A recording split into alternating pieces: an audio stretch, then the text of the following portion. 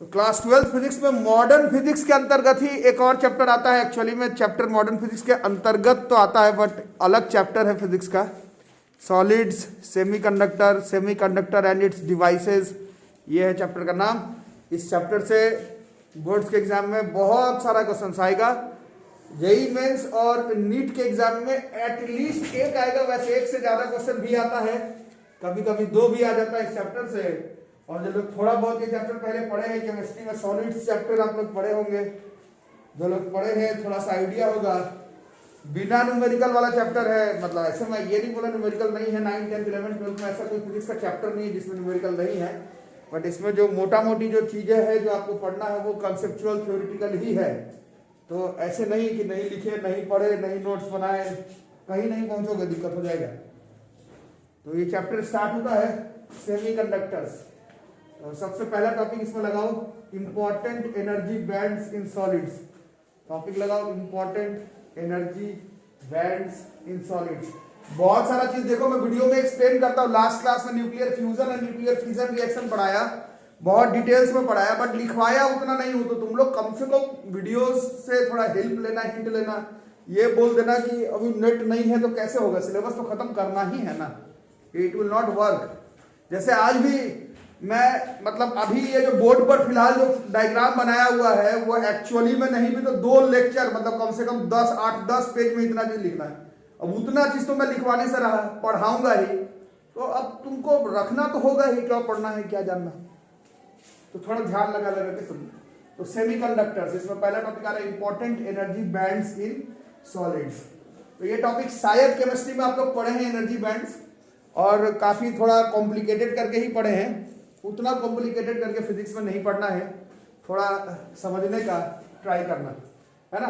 तो 9th में, 10th में, 11th में, 12th में, फिजिक्स में, केमिस्ट्री में, बायोलॉजी में भी कभी कभी, और वो सब छोड़ करके अभी कुछ दिन पहले ही वो चैप्टर पढ़े हम लोग एटम्स एंड न्यूक्लियाई। उसमें पढ़ाया गया कि कोई आइसोलेटेड एटम है, कोई भी आइसोलेटेड एटम। हमारा सिलेबस हाइड्रोजन पर बेस्ड था, बट होने के लिए तो कोई भी आइसोलेटेड एटम हो सकता है। तो ये कोई एक आइसोलेटेड एटम है, उसका न्यूक्लियस है, उसमें कुछ सेल्स हैं। सेल्स में मान लो ये सबसे बाहर वाला सेल है, ऐसे मान लेते हैं बाहर वाला सेल है। इस बाहर वाले सेल में कुछ इलेक्ट्रॉन्स है ना। पूरा चैप्टर का समरी क्या कहा, 9th का, 10th का, 11th का, 12th का, केमिस्ट्री का, फिजिक्स का, सबका समरी ये कहता है कोई भी एटम हो किसी भी एलिमेंट का, तो उसका जो एनर्जी लेवल है जहां पर वो इलेक्ट्रॉन गोल गोल गोल घूम सकता है, उसके पास एक फिक्स्ड एनर्जी होता है, जिस पर पूरा का पूरा चैप्टर आपको बेस करवाया गया। ये अलग बात है कि एंड में पता चला कि बोहर थ्योरी भी जो है वो hydrogen and it's like atoms पर ही काम करता है, बाकी पर नहीं काम करता।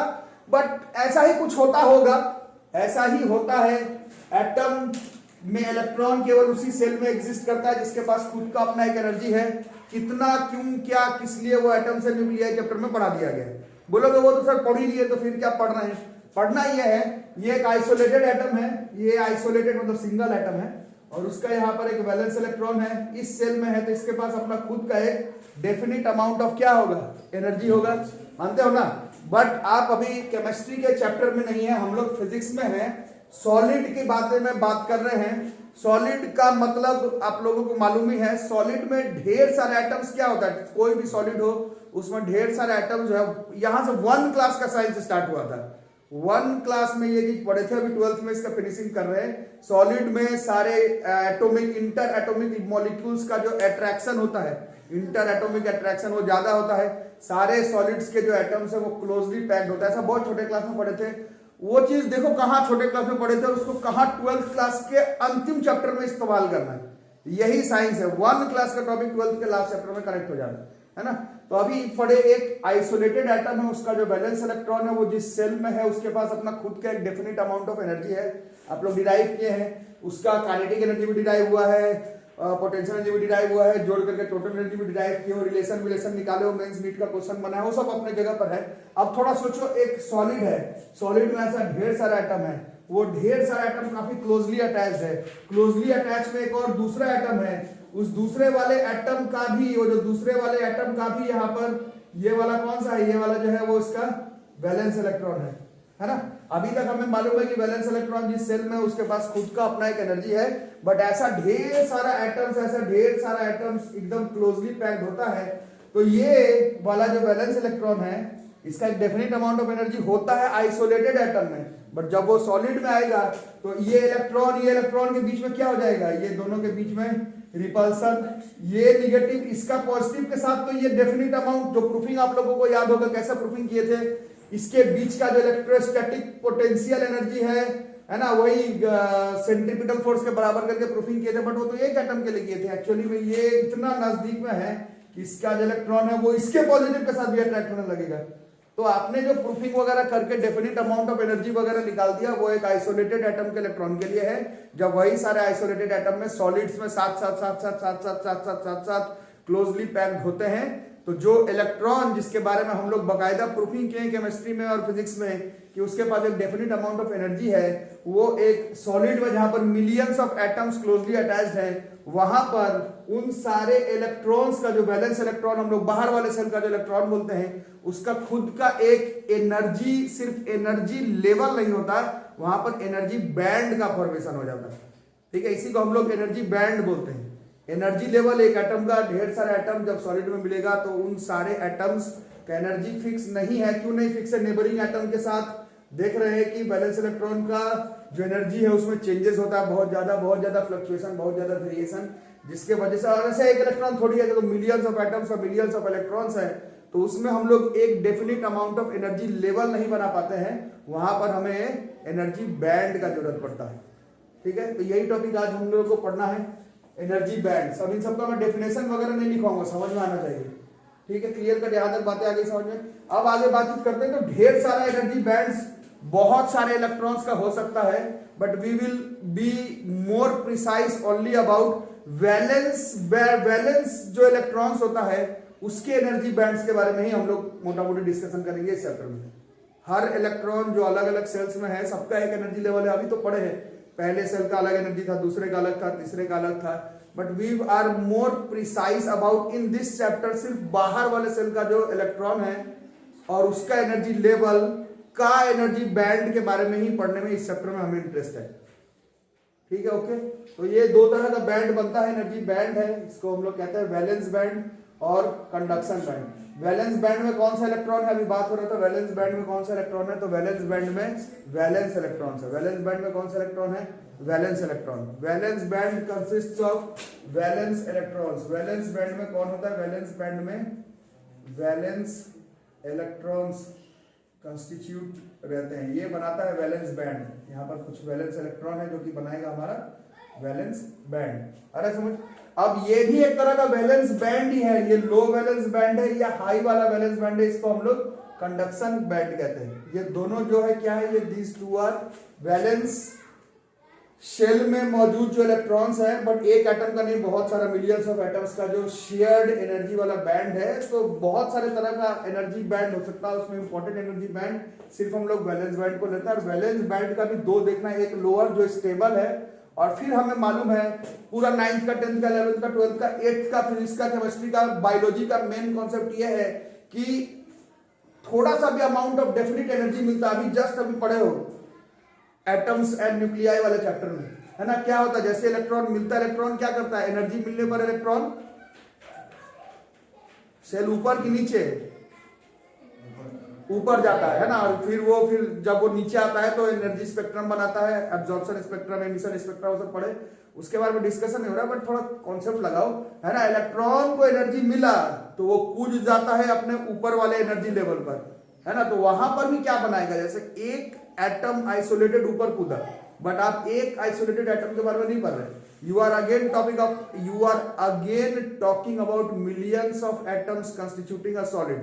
उन सब में कुछ इलेक्ट्रॉन्स को एनर्जी मिला, चाहे जिस फॉर्म में मिले, वो ऊपर की तरफ जाएगा, और ऊपर की तरफ जाने पर हम लोग पढ़े थे ऊपर वाले का एनर्जी लेवल फिक्स होता है, 1 से 2 पे गया, 2 पर 3 पर गया, बट ये एक इलेक्ट्रॉन के बारे में बात नहीं हो रहा है, यहाँ पर मिलियंस ऑफ एटम्स का इलेक्ट्रॉन के बारे में बात हो रहा है। वो जंप कर गया, कुछ डेफिनेट अमाउंट ऑफ एनर्जी मिला, उस इलेक्ट्रॉन जंप किया और कहां चला गया, एक्साइटेड स्टेट में चला गया। एक्साइटेड स्टेट में एक इलेक्ट्रॉन ज्यादा तो उसका एनर्जी लेवल बनता, बट एक इलेक्ट्रॉन नहीं जा रहा, ऐसा मिलियंस ऑफ एटम्स का इलेक्ट्रॉन जो है वो एक्साइटेड स्टेट में जब जाता है तो वहां पर भी हमें एक बैंड बनाना पड़ता है, एनर्जी बैंड। बहुत सारा एनर्जी लेवल को इंसाइड करता है और मिलकर के एक एनर्जी बैंड बनाता है। मतलब इसके अंदर समझ लो ना, इसके अंदर बहुत सारा क्या है, इसके अंदर बहुत सारे एनर्जी लेवल्स है, अलग अलग अलग अलग अलग अलग एटम का एक्साइटेड स्टेट वाले इलेक्ट्रॉन्स का, आ रहा है समझ? सब मिलाकर के हम लोग ने एक बैंड बनाते हैं, इसको हम लोग कहते हैं कंडक्शन बैंड। तो ये कंडक्शन बैंड है, इसमें फ्री इलेक्ट्रॉन्स, और ये हमारा वैलेंस बैंड है। ये कौन बनाता है? वैलेंस इलेक्ट्रॉन है। एक्चुअली में ये दोनों जो है वो टाइप ऑफ वैलेंस बॉन्ड, जो वैलेंस वाला इलेक्ट्रॉन है अभी भी बाहर वाले सेल में ही है। ये वाला कंडक्शन बैंड भी उन्हीं इलेक्ट्रॉन से बना हुआ है जो एक्चुअली में बाहर वाले सेल में है, बट उसमें थोड़ा सा और अगर एनर्जी मिल जाए तो वो कंडक्ट करना शुरू कर देगा। यही कहानी है। तो बहुत सारे तरह का बैंड बनता है, उसमें वैलेंस बैंड का ही एक लो और एक हाई पड़ते हैं। एक जो लो लेवल वाला जो स्टेबल वाला है वो वैलेंस बैंड है, और ये वाला कंडक्शन बैंड है। वैलेंस इलेक्ट्रॉन से वैलेंस बैंड और फ्री इलेक्ट्रॉन्स बनाता है हमारा कंडक्शन बैंड। ठीक है, समझ आ रहा है? और यहां से यहां इसके बाद कंडक्ट करना शुरू। ठीक है, इन दोनों के बीच में एक डेफिनिट अमाउंट ऑफ एनर्जी का गैप होता है, उसको हम लोग कहते हैं फॉरबिडन एनर्जी गैप। इसको EG से डिनोट करते हैं। This is known as forbidden energy gap. और हर एक सॉलिड का ये एनर्जी गैप जो होता है, फॉरबिडन एनर्जी गैप, वो मोटा मोटी फिक्स होता है। अगर तुम चाहते हो कि इलेक्ट्रॉन्स वैलेंस बैंड से निकल के कंडक्शन बैंड पर जाए तो तुमको उसमें क्या देना पड़ेगा? यही फिजिक्स में, केमिस्ट्री में हम लोग पढ़े हैं, एनर्जी देना है। केमिकल रिएक्शन से दो, फोटो इलेक्ट्रिक इफेक्ट से दो, इलेक्ट्रिक फील्ड सेटअप करके दो, यही सब तो पढ़े हैं पूरा 4 साल से। तो ये वाला कम से कम वैलेंस बैंड से इलेक्ट्रॉन्स को उठा करके कंडक्शन बैंड पे जाने के लिए ये जो फॉरबिडन एनर्जी गैप का जो एनर्जी है, कम से कम उतना एनर्जी तुमको देना पड़ेगा। उससे इलेक्ट्रॉन्स वैलेंस बैंड से निकल करके कंडक्शन बैंड पे जाएंगे। सबको आ रहा समझ में, है ना? बेसिक कॉन्सेप्ट क्या समझे? पिछला 10 मिनट का लेक्चर कहता है कि अभी तक जो तुम एनर्जी लेवल बनाए हो वो आइसोलेटेड एटम का एक इलेक्ट्रॉन का एनर्जी लेवल बनाए हो। अगर सॉलिड का बात करो तो ऐसा ढेर सारा millions of atoms connected together है, और सिर्फ millions of atom connected together ही नहीं है, वो इफेक्ट भी पड़ रहा है जो तुम डिराइव करके लाए हो, और एटम्स में जो तुम डिराइव किए हो और सॉलिड में ऐसे ढेर सारा एटम जब मिलेगा तो तुम्हारा वाला डेरिवेशन जो करके आए हो तुम वो फेल कर जाएगा एक्चुअली में। तो वहां पर हमें सिर्फ एक एनर्जी लेवल बना के काम नहीं होता, वहां पर एनर्जी बैंड बनाना पड़ता है। कई तरह का एनर्जी बैंड बन सकता है, but we are more precise about valence band का ही एक लो लेवल और एक हाई लेवल। लो लेवल वाला वैलेंस बैंड है, और जब इलेक्ट्रॉन थोड़ा एक्साइटेड स्टेट में चले जाएगा, थोड़ा नहीं मतलब अब वो एक्साइटेड स्टेट में है बट एक इलेक्ट्रॉन नहीं है, मिलियंस ऑफ एटम्स का इलेक्ट्रॉन एक्साइटेड स्टेट में, वो जो एनर्जी बैंड बनाता है उसको हम लोग कंडक्शन बैंड कहते हैं। और वैलेंस बैंड से कंडक्शन बैंड के बीच में फॉरबिडन एनर्जी गैप है, और यहां पर पहले इलेक्ट्रॉन को पहुंचाओ उसके बाद ही वो कंडक्ट कर सकता है। यहां से उठा करके यहां पहुंचाने के लिए तुमको उसको एनर्जी देना पड़ेगा। केमिकल रिएक्शन से दो, गर्म करके दो, टेम्परेचर बढ़ा करके दो, इलेक्ट्रिक फील्ड सेटअप करके दो। फिजिक्स का क्लास है, electric field positive positive repel करवाओ, पॉजिटिव नेगेटिव अट्रैक्ट करवाओ, पोटेंशियल डिफरेंस बना करके दो, फोटो इलेक्ट्रिक इफेक्ट करके दो, जैसे दो। कम से कम ये एनर्जी फॉरबिडन एनर्जी गैप तुमको काटना पड़ेगा, और ये हर एटम का नहीं, हर सॉलिड का ये फॉरबिडन एनर्जी गैप मोटा मोटी फिक्स होता है। ठीक है, तो इतनी चीजों को, अब इतना चीज लिखवाया नहीं जा सकता है, लिखते हम लोग कम है। बैलेंस बैंड डेफिनेशन में लिख लो, क्या होगा? Range of energy. अभी तक तुम एनर्जी लेवल लिख रहे थे, बट अब रेंज ऑफ एनर्जी, इसी को बैंड बोला जाता है, possessed by valence electrons is known as valence band। Conduction band, range of energy, इसको ही बैंड बोला जाता है। possessed by conduction band electrons is known as conduction band। ठीक है, और दोनों के बीच में separation between conduction band and valence band on it's energy level diagram, ये एनर्जी लेवल डायग्राम है, इसी को कहते हैं फॉरबिडन एनर्जी गैप। और ये जो फॉरबिडन एनर्जी गैप के बराबर की एनर्जी अगर तुम नहीं दे रहे हो तो वो सॉलिड कंडक्ट नहीं करने वाला। ये इस चैप्टर का समरी है। ठीक है, इसको नोट करो फटाफट। अच्छा, कोई पूछेगा ये क्यों बन रहा है तो क्या बताओगे? आंसर क्या बताओगे? बैंड क्यों बना रहे हैं, लेवल क्यों नहीं बना रहे, एनर्जी लेवल? तो बताना, एनर्जी लेवल जो एक आइसोलेटेड एटम का बनता है, तो पूछा जाएगा कि भाई ढेर सारा आइसोलेटेड एटम को बना देते तो नहीं बना पा रहे, क्योंकि तुम्हारा सारा डेरिवेशन ये और ये, इसका गोल घूमना mv²/r, और इन दोनों के बीच में 1/4πε0 q1 q2/r, इसी पर सारा डेरिवेशन किए हो। बट ऐसा एक एटम के लिए है, एकदम नजदीक में ये है, इसका निगेटिव इसके निगेटिव के साथ रिपेल कर जाएगा। तो तुम जो एक डेफिनिट मेथड से प्रूफिंग करके लाए हो वो उतना बढ़िया से काम नहीं करेगा। ये निगेटिव इसके पॉजिटिव की तरफ भी अट्रैक्ट हो जाएगा, क्योंकि एकदम क्लोजली अटैच्ड है। सारी बातें सॉलिड्स के बारे में है, तो इसलिए एनर्जी लेवल आइसोलेटेड एटम का पढ़ते हैं, और सॉलिड का बात करेंगे तो एनर्जी बैंड पढ़ते हैं, रेंज ऑफ एनर्जी पढ़ते हैं, वहां पर एनर्जी लेवल नहीं करते हैं। तो अब आगे बढ़ा जाए तो classification of solids on energy bands, classification of solids on energy bands, classification of solids on energy band. But chapter का नाम आप लोग में से कुछ लोग अबव एवरेज है, सारे सॉलिड का तो हमें कुछ काम वैसा है नहीं, हमें किसके बारे में पढ़ना है, we have to study about only semiconductors. But फिर भी अगर बातचीत करेंगे तो पहला नंबर सॉलिड्स है इंसुलेटर्स, है ना। इंसुलेटर्स में देखो, इंसुलेटर में दो तरह का बैंड, यही कई तरह का एनर्जी बैंड बनता है, बट सिलेबस के हिसाब से वैलेंस का ही दो पार्ट, एक स्टेबल वाला और एक इलेक्ट्रॉन अब जंप कर रहा है वाला कंडक्शन बैंड। इन दोनों का एनर्जी के बारे में देखना है, एनर्जी लेवल डायग्राम। इंसुलेटर के बीच में अपना कॉमन सेंस तुमको क्या लगता है, वैलेंस बैंड और कंडक्शन बैंड के बीच में इंसुलेटर का मतलब क्या होता है, फोर्थ क्लास से पढ़ रहे, जो कंडक्ट नहीं कर पाता हो। अब ये नहीं फोर्थ क्लास का बच्चा को थोड़ा समझाना मुश्किल है, बट आप लोग को तो कई तरह का डेफिनेशन सिखाया गया।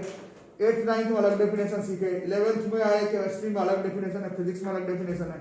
बट मोटा मोटी इंसुलेटर उसी को कहते हैं जिसके पास इलेक्ट्रॉन्स मौजूद नहीं है कंडक्ट करने के लिए, और you can say free electrons मौजूद नहीं है। क्योंकि केवल इलेक्ट्रॉन का बात अगर करोगे तो 9th में 10th में केमिस्ट्री में भी पढ़े हो, डायमंड के बारे में, ग्रेफाइट के बारे में है, तो डायमंड ग्रेफाइट कार्बन का ही एलोट्रॉप, ग्रेफाइट कर देता है, डायमंड नहीं करता है। तो सिर्फ ये बोल देना कि इलेक्ट्रॉन है नहीं है, ये सब तो छोटे क्लास का बच्चा बताता है। तुमको देखना है कि उसका इलेक्ट्रॉन फ्री हो पाएगा कि नहीं, कंडक्ट कर पाएगा कि नहीं। तो तुम ही को बताओ अपने दिमाग से क्या कहता है, वैलेंस बैंड और कंडक्शन बैंड। कंडक्शन पर जाने के बाद अब इलेक्ट्रॉन कंडक्ट करने लगेगा, है ना। तो उसके बीच का जो गैप है, फॉरबिडन एनर्जी गैप, वो तुमको क्या लगता है, बोर्ड पर देख करके तुमको क्या लगता है, इंसुलेटर के लिए वो गैप बड़ा होगा कि छोटा होगा, बड़ा होगा। इसको काटने के लिए तुमको क्या करना पड़ेगा, ढेर सारा अमाउंट ऑफ एनर्जी देना पड़ेगा, जबरदस्ती। उतना एनर्जी कहां से दोगे, केमिकल रिएक्शन से उतना एनर्जी मिलता नहीं है। टू बी प्रिसाइज लगभग 15 इलेक्ट्रॉन वोल्ट का चाहिए मोटा मोटी मेजर इंसुलेटर्स के लिए। कहां से लाओगे, दूसरा उपाय है गर्म करके लाओगे, तो जबरदस्ती एटम को गर्म करोगे तो एटम तो खराब हो जाएगा, पिघल जाएगा। उतना आसान थोड़ी है। 15 इलेक्ट्रॉन वोल्ट से ऊपर दे दो तो एनर्जी बैंड्स जो है इलेक्ट्रॉन्स वैलेंस से कंडक्शन में जा सकता है, बट वो तुम लाओगे कहां से, है ना। परसों आप लोग ठीक से लिखे नहीं, न्यूक्लियर फ्यूजन के बारे में पढ़ाया गया था, तो उसमें आपको लिखवाया गया है फ्यूजन ही हमारा फ्यूचर है, फ्यूजन नहीं। बट फ्यूजन को कंट्रोल नहीं कर पा रहे क्योंकि उसमें पॉजिटिव पॉजिटिव को ही रिएक्शन करवाया जाता है। सुनने में अच्छा लग रहा है बट एक्चुअली में पॉजिटिव पॉजिटिव रिपेल कर जाएगा। तुम चाहते हो कि रिएक्ट करे तो तुमको ढेर सारा अमाउंट ऑफ एनर्जी देना पड़ेगा, परसों बताऊं। और वो एनर्जी प्रैक्टिकली संभव नहीं है, वो स्टार में सन के पास है, लेबोरेटरी में वो अटेंड नहीं कर सकते। नहीं तो फ्यूजन ही हमारा फ्यूचर है, बट फ्यूजन को कंट्रोल करने का क्षमता साइंस के पास नहीं है अभी। उसी तरह से ये सुनने में आसान लग रहा है, साला 15 इलेक्ट्रॉन वोल्ट दे देंगे तो दुनिया में हर इंसुलेटर जो है वो कंडक्टर बन जाएगा, बट वो तुम दोगे कैसे, वो देने के चक्कर में टेम्परेचर बढ़ाओगे, खराब हो जाएगा एटम। केमिकल रिएक्शन से 15 इलेक्ट्रॉन वोल्ट की एनर्जी तुम नहीं दे सकते। तो इन सब टॉपिक्स को जाने देते हैं, अगर अभी टॉपिक जो पढ़ रहे हैं उस हिसाब से देखेंगे तो फॉरबिडन एनर्जी गैप जो है वो काफी बड़ा है between conduction band and valence band. But जो हमारा चैप्टर का नाम है, चैप्टर का नाम सॉलिड नहीं है, चैप्टर का नाम एनर्जी बैंड्स नहीं है, चैप्टर का नाम सेमीकंडक्टर है। अगर सेमीकंडक्टर के बारे में बात करें तो सेमीकंडक्टर में वैलेंस बैंड जो फुलफिल्ड बाय वैलेंस इलेक्ट्रॉन है, उसके कुछ इलेक्ट्रॉन्स कंडक्शन बैंड में जाने के लिए फिलहाल एम्प्टी है बट जाने के लिए रेडी है, सेमीकंडक्टर उसी को बोला जाता है।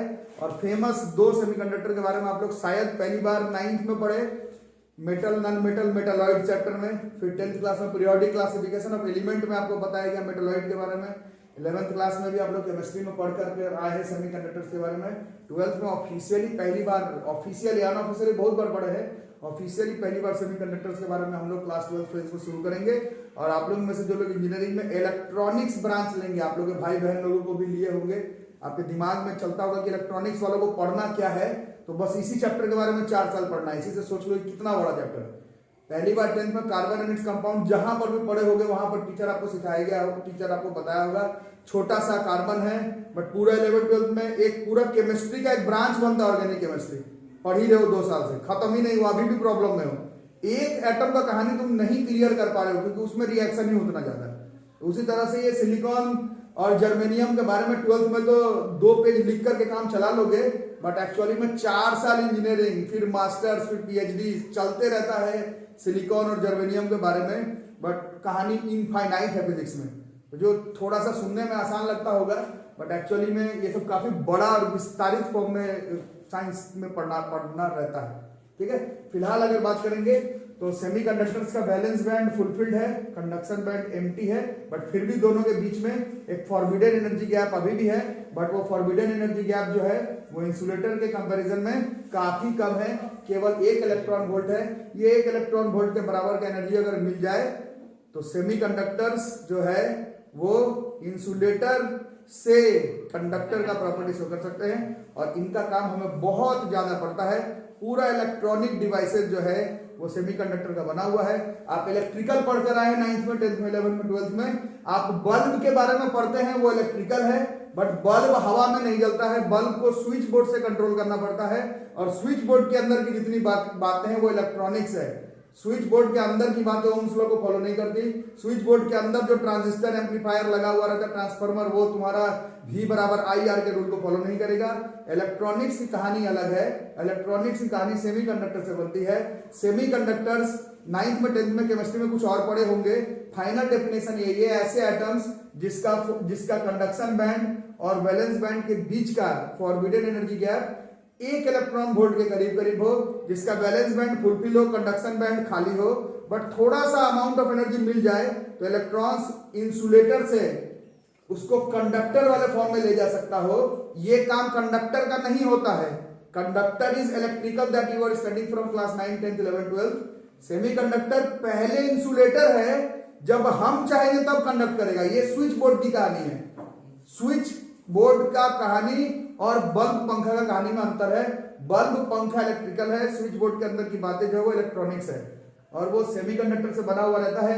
सेमीकंडक्टर्स के सॉलिड के एटम्स के बीच में, वैलेंस बैंड और कंडक्शन बैंड के बीच में एक डेफिनेट अमाउंट ऑफ एनर्जी उसको रोके हुए रहता है कंडक्ट करने से, बट वो एनर्जी गैप छोटा सा होता है। उतना एनर्जी मिल जाए तो वो कंडक्ट करने लगेगा, उतना नहीं मिले तो वो कंडक्ट नहीं करेगा।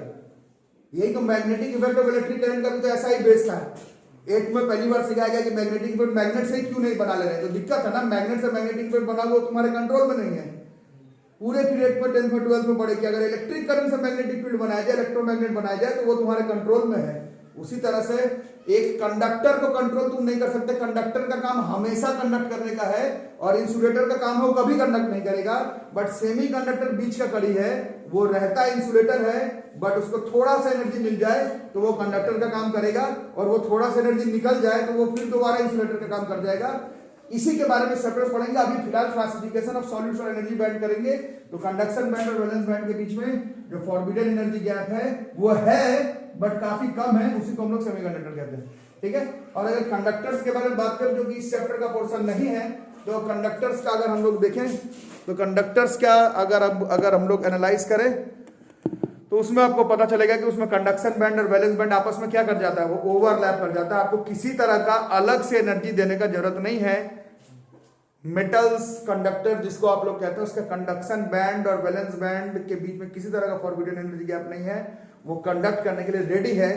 तो इसके बारे में तो पढ़े हो मेटल्स में, फिजिक्स में, Ohm's law, factors affecting resistance, resistivity, series, parallel, बहुत कुछ पढ़े हो। अब ये बीच वाला सेमीकंडक्टर्स के बारे में पढ़ा जाए। हमारा इस चैप्टर का नाम सॉलिड नहीं है, सेमीकंडक्टर है। सेमीकंडक्टर के बारे में डिस्कशन इस चैप्टर में करेंगे। ठीक है। तो ये तीनों डायग्राम बना लो। अब चैप्टर में धीरे धीरे घुसे तो टॉपिक है करंट कैरियर्स इन सेमीकंडक्टर्स। करंट कैरियर्स इन सेमीकंडक्टर्स। करंट कैरियर्स इन सेमीकंडक्टर्स। तो अभी तक आप लोग करंट कैरियर किसमें पढ़े हैं? करंट कैरियर आप लोग स्पेसिफिकली मेटल में पढ़े हैं, अलग अलग चैप्टर में पढ़े हैं, कभी फिजिक्स में पढ़े हैं तो कभी केमिस्ट्री में पढ़े हैं। अब हम लोग इस चैप्टर में बात करेंगे करंट कैरियर्स इन सेमीकंडक्टर्स। तो सेमीकंडक्टर बार बार वर्ड आ रहा है। तो क्लास 10th में पहली बार मेटल्स और नॉन मेटल्स में मेटलॉइड वर्ड भी आया था। तो 6 से 7 मेटलॉइड होता है ना, पढ़े होंगे केमिस्ट्री में। अभी भी 6 से 7 मेटलॉइड है। कौन कौन सा है? 6-7 मेटलॉइड। सिलिकॉन है, जर्मेनियम है, और एंटीमनी है, और बिस्मथ है, और आर्सेनिक है, ये सब है ना। तो दीज आर मेटलॉइड्स। मेटलॉइड किसको कहते थे? जो मेटल के बीच का कड़ी है। कम टेम्परेचर में नॉन मेटालिक और ज्यादा टेम्परेचर में मेटालिक, वैसा ही कुछ है सेमीकंडक्टर्स। ग्रुप 14 वाला एलिमेंट को अगर हम लोग फोकस करें, we are more precise about silicon and germanium. whenever we will study about semiconductors we will be more focused about silicon and germanium. ठीक है, तो ये सिलिकॉन है। क्लास 10th में पहली बार कार्बन का आप लोग कैटिनेशन पढ़े थे और वहीं पर पढ़ाया गया था कि कार्बन जैसा ही कैटिनेशन ग्रुप 14 में मौजूद सिलिकॉन और जर्मेनियम भी शो कर सकता है। कार्बन के पास खूबी थोड़ा ज्यादा है। Carbon is a very versatile type of atom, कई जगह पर पाया जाता है, मेटेलिक भी है, नॉन मेटेलिक भी है, गैसियस फॉर्म में भी है, सॉलिड फॉर्म में भी है। तो उसकी कहानी तो केमिस्ट्री में पढ़ रहे हो। सिलिकॉन और जर्मेनियम का कैटिनेशन का इस्तेमाल सिर्फ इलेक्ट्रॉनिक सेमीकंडक्टर चैप्टर में ही पड़ेगा। ठीक है, तो ये सिलिकॉन है। सिलिकॉन का एक सॉलिड जिसमें ढेर सारा सिलिकॉन का एटम्स जो है वो कोवेलेंट बॉन्ड का फॉर्मेशन कर रहा है। कोवेलेंसी जैसे कार्बन में करते थे, कोवेलेंसी एंड टेट्रावेलेंसी। कार्बन का होता है ना खास खूबी, सिलिकॉन का भी है, कोवेलेंसी भी है और टेट्रावेलेंसी भी। बॉन्ड बना हुआ डबल बॉन्ड, डबल बॉन्ड नहीं है, कैटिनेशन है, बॉन्ड का फॉर्मेशन है। आ रहा समझ ना इस तरह से।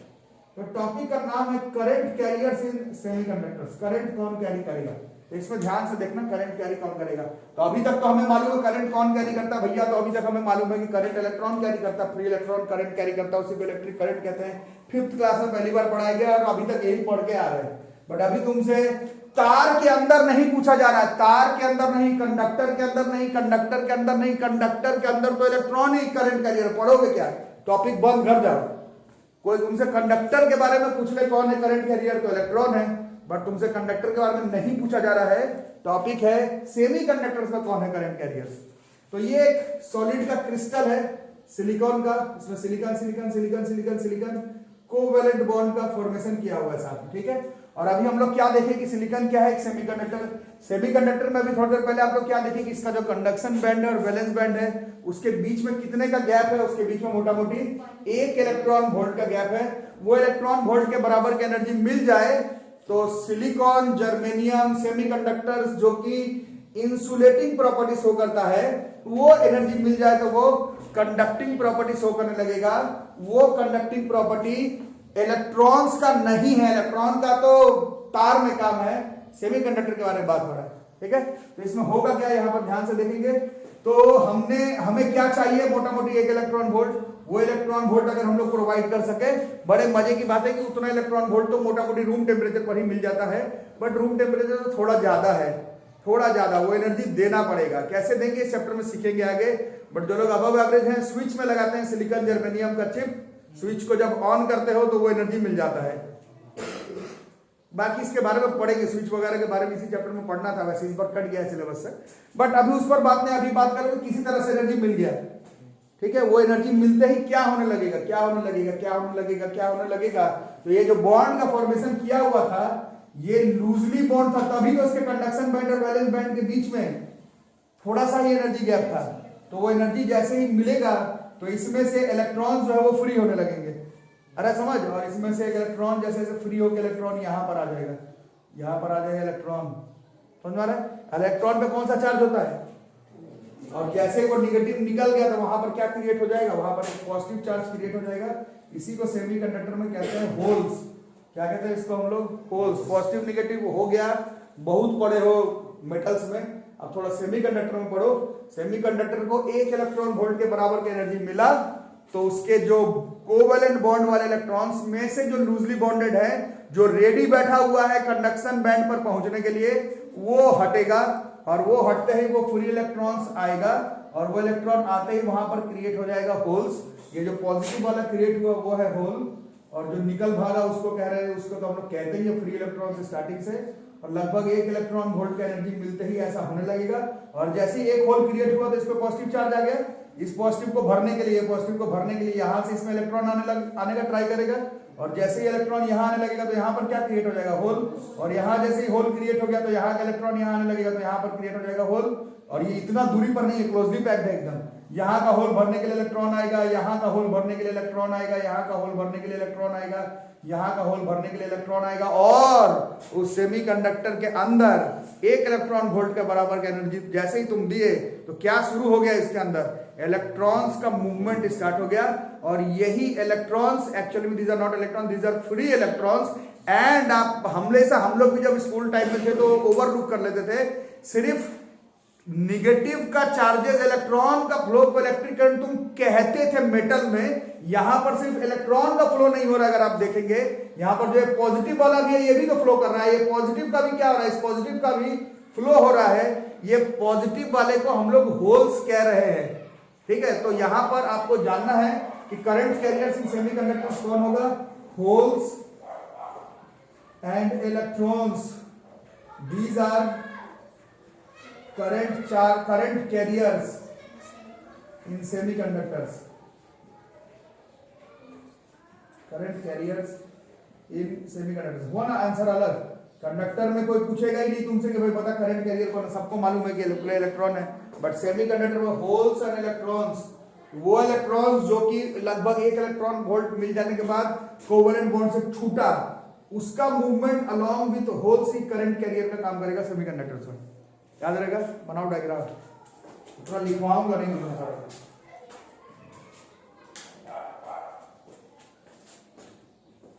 इसमें इन्हीं इलेक्ट्रॉन्स एंड होल्स को हम लोग इंट्रिंसिक कैरियर्स कहते हैं। यहां पर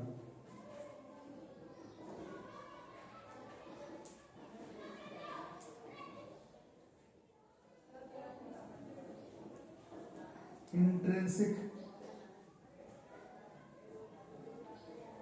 और ये जो प्योर सेमीकंडक्टर था उसको हम लोग इंट्रिंसिक सेमीकंडक्टर कहते हैं। Pure semiconductor is called intrinsic semiconductors. इसमें चार्ज कैरियर कौन हो गया, इसमें चार्ज कैरियर नहीं, करंट कैरियर इलेक्ट्रॉन भी करेगा और होल्स भी करेगा। क्लियर है, लिखो।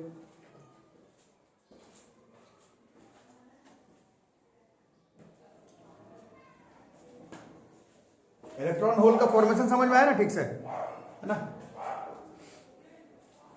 और पहला चैप्टर आप लोग मुझे पूछ लो तो अभी भी बोल रहे हैं कि पहला चैप्टर का अभी तक नोट्स नहीं रेडी हुआ, होना चाहिए था ना। पहला दूसरा चैप्टर होना चाहिए था। स्मॉल एन बहुत बार आया है, 9th में, 10th में, 11th में, 12th में, 11th 12th में तो भर भर कर आया। स्मॉल एन क्या है, जैसे करंट का फॉर्मूला था I बराबर NA VD, उसमें स्मॉल एन क्या था, नंबर डेंसिटी ऑफ इलेक्ट्रॉन, मतलब number of electrons per unit volume. I बराबर NA VD में भी आया, और अभी कुछ दिन पहले उसमें मैग्नेटिक इलेक्ट्रिक करंट पर तो उसमें भी आया है। सोलेनॉइड का B बराबर है तो म्यू नॉट Ni, उसमें N जो है नंबर ऑफ इलेक्ट्रॉन नहीं था, वहां पर भी number of electron per unit volume था। स्मॉल एन तो फेमस टॉपिक है, number of electron per unit volume, उसको आप लोग इलेक्ट्रॉन डेंसिटी भी कहते हैं। पूछोगे कि ये अचानक से कहां आ गया, तो ये आपको जानना है कि प्योर सेमीकंडक्टर के लिए, प्योर सेमीकंडक्टर्स के लिए, प्योर सेमीकंडक्टर के लिए Ne, इसको हम लोग कहते हैं नंबर डेंसिटी ऑफ इलेक्ट्रॉन्स।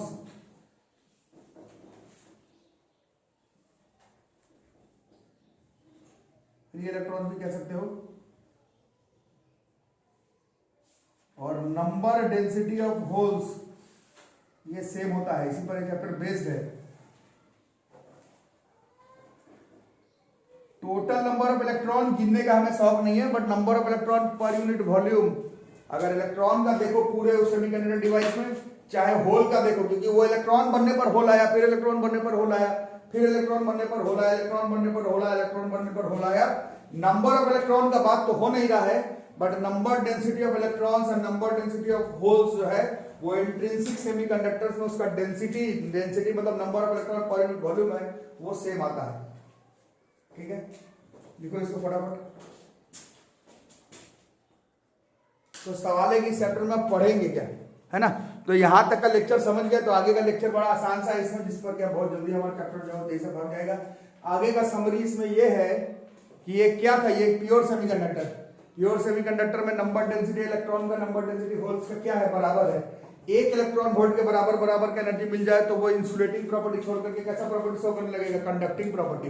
लेकिन एक्चुअल कंसेप्ट ये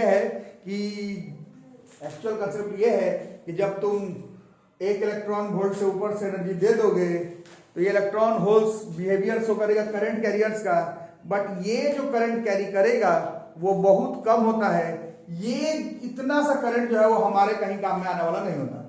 ये आपको समझा तो दिया गया 1 घंटे के क्लास के बाद कि किस तरह से कंडक्शन बैंड वैलेंस बैंड के बीच का फॉरबिडेड एनर्जी को खा लो, कोवेलेंट बॉन्ड तोड़ दो, फिर इलेक्ट्रॉन बना लो, होल बना दो, इलेक्ट्रॉन होल का मूवमेंट शुरू कर दो, तो बस हो गया, कहानी खत्म। बट कहानी इतनी आसान नहीं है एक्चुअली में। इंट्रिंसिक सेमीकंडक्टर्स, इंट्रिंसिक कैरियर्स जो है चार्जेस के, ये करंट को कैरी तो कर सकता है बट इसका मैग्नीट्यूड इतना कम है कि ये वाला करंट हमारे कहीं काम में नहीं आने वाला है।